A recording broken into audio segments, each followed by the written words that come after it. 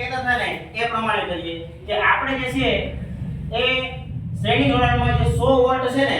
એને વચ્ચે લઈ લઈએ અને 200 વોલ્ટ ને આગળ કરીએ એટલે કે 200 વોલ્ટ 100 વોલ્ટ કરતા વધારે પ્રકાશિત આપશે બરાબર છે તો આપણે એ પ્રમાણે કરીએ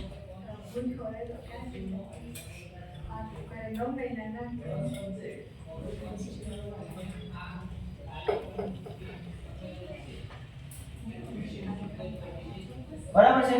હવે આને આપણે પ્લગ ઇન કરીએ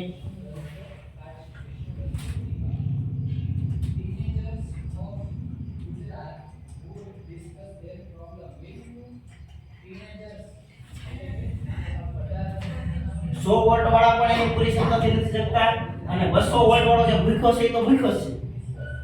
કહેવાનો મતલબ છે કે વિદ્યુત પ્રવાહને વહેવા માટે સિંગલ માર્ગ જ છે પણ વોલ્ટેજ જેને મળવું જોઈએ ને વોલ્ટેજ મળતું નથી એટલે કે શ્રેણી જોડાણની અંદર વોલ્ટેજ બધાને અલગ અલગ મળે છે પણ પ્રવાહ કેવો મળે છે સરખો મળે છે બરાબર છે હવે જે છે એ આપણે આમાંથી એક ને દૂર કરીને જોઈએ આપણે જે રીતે પુસ્તકની અંદર આવ્યું હતું કે ભાઈ એક બગડી જાય એક ઉપકરણ બગડી જાય બરાબર આમાં બધામાં બલ્બ જ હોય એવું જરૂરી નથી અને પંખો હોય ટ્યુબલાઇટ હોય કે એસી હોય ગમે વીજળીનું ઉપકરણ હોય એ આ રીતે શ્રેણીમાં જોડેલું હોય એટલે એક ઉપકરણ બગડી જાય ને તો બાકીના કોઈ ઉપકરણ કામ કરતા નથી તો હવે આપણે કયું ઉપકરણ ખરાબ કરી નાખવું છે આમાંથી પહેલું તે બરાબર છે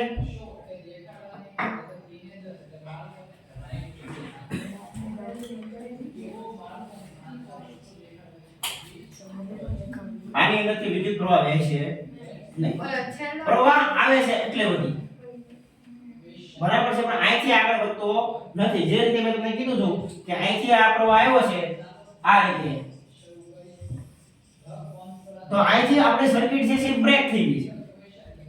છે વિદ્યુત પ્રવાહ આવ્યો છે પણ ક્યાં અટકી ગયો અહીંયા હું ટેસ્ટર કાઢું તો તે ટેસ્ટર જે છે ગ્લો કરશે બરાબર છે એટલે કે અહીંયા વિદ્યુત પ્રવાહની હાજરી આપણને પ્રમાણિત થશે પણ એ વીજળી જે છે તો વિદ્યુત પ્રવાહ જે છે એ આગળ વધતો નથી બરાબર છે તો હવે આપણે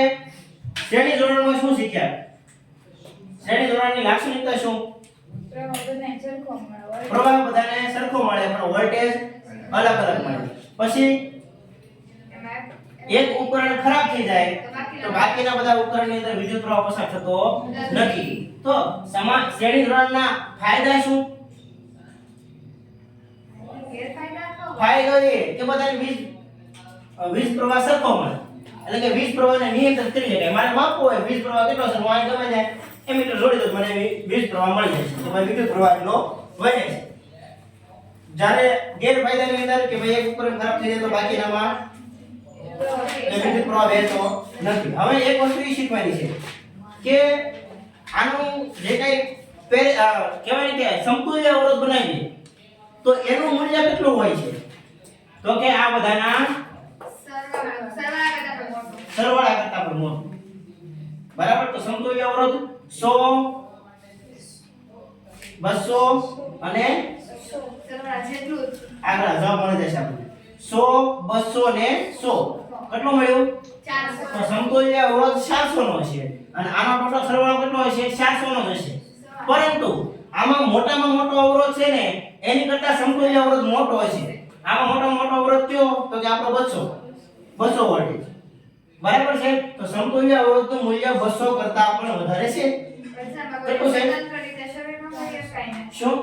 એક જ સ્વિચ હોય તો પછી કોઈ સ્વતંત્ર રીતે એક ઉપકરણને સ્ટાર્ટ ન કરી શકાય ના સ્વતંત્ર રીતે આપણે શરૂ કરી શકીએ નહીં બરાબર એના માટે આપણે જે છે એ નવું ફીચર હાલમાં અવેલેબલ છે 2 in 1 વાળું બરાબર છે એમાં પણ જો માની લો કે ઓલી સ્વિચ સારી છે જ્યાંથી ટ્યુબલાઇટ થાય છે પણ આ સ્વિચ એની બગડી ગઈ ને તો આ છે ને શ્રેણીમાં જોડેલું છે બરાબર છે એ રીતે હવે આપણે આગળ જોવાનું છે સમાંતર બરાબર છે તો સમાંતર જોડાણની અંદર શું થાય છે એની તમે અત્યારથી જે છે એને પ્રી ડિટેક્ટ કરી શકશો તમે એની વિશે કહી શકશો બધાને વોલ્ટેજ સમાન મળશે તો આ 200 વોલ્ટ નો છે તો આને 200 વોલ્ટ મળી જશે આની જે ક્ષમતા છે એ પ્રમાણે વોલ્ટેજ મળી જશે તો જો ક્ષમતા ઉપરથી યાદ આવ્યું કે બધા ઉપકરણો પોતાની ક્ષમતા પ્રમાણે કામ આપતા નથી આ ગેરફાયદાની અંદર થશે આ 200 વોલ્ટ નો હતો તો 200 વોલ્ટ જેટલું આ અહીંયા ગ્લો કર્યું નહીં, તો એની ક્ષમતા પ્રમાણે કામ કરતા નથી. ઈ કેમાં આવશે? ગેરફાયદામાં. કોના ગેરફાયદામાં? શ્રેણી જોડાણના ગેરફાયદામાં. બરાબર છે. હવે આપણે શું કરવાનું છે? સમાંતર જોડાણ કરવાનું છે.